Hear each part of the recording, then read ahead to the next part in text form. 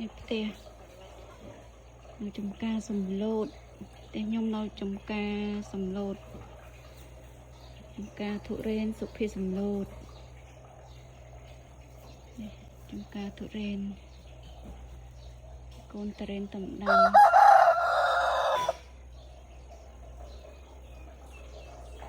អានេះជាក្រានបាយនេះជាក្រានបាយខ្ញុំហើយនេះទឹកដើមតរេននេះដើមតរេនចាប់ចក្រានបាយមើលនេះពិតវ៉ាវនេះមកផ្លែគេឆ្នាំមុនអត់ជាប់ទេដើមនឹងតែឆ្នាំនេះជាប់ផ្លែនេះមកផ្លែគេមន់ក្នុងដើមតរេន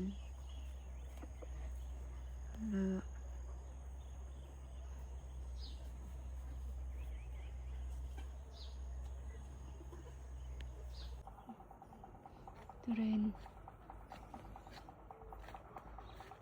ឆ្នាំនេះវាក្តៅពេកមិនសូវជាជាប់ប្រហែលទេ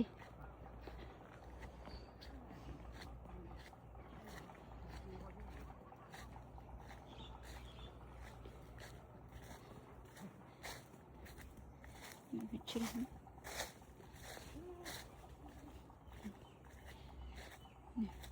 ជ្រះនេះ